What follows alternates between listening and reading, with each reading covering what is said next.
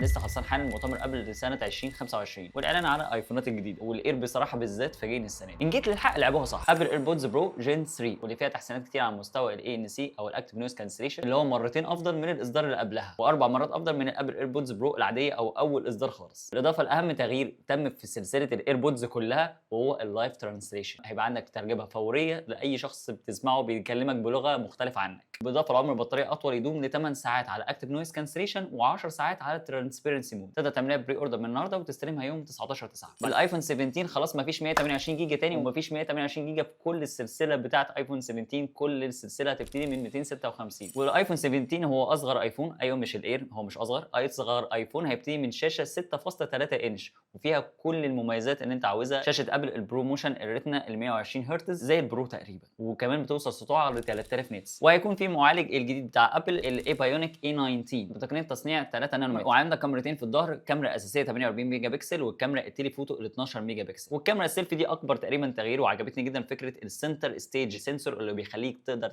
يعني مش محتاج تجيب الموبايل بالعرض او بالطول عشان تاخد بزاويه مختلفه وانت بتصور.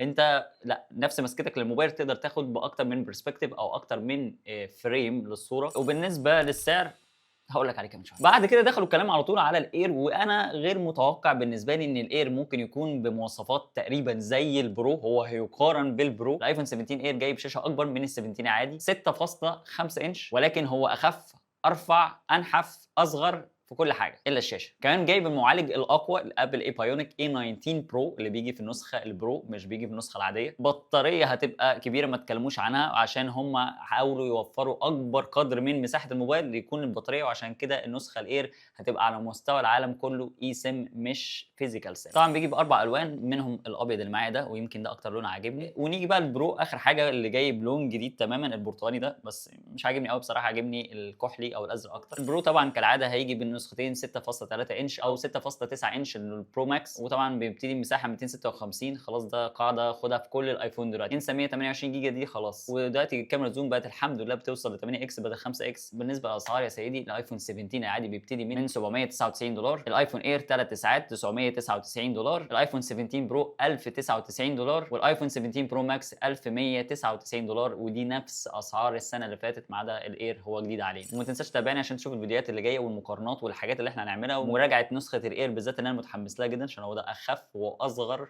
هو مش اصغر، هو اخف وانحف ايفون نزل على مستوى التاريخ تقريبا. فاستنى فيديو المراجعه اللي هيكون ان شاء الله يوم 19/9، ده يوم التسليم بتاع الايفون، والحجز المسبق هيبقى يوم الجمعه اللي جايه.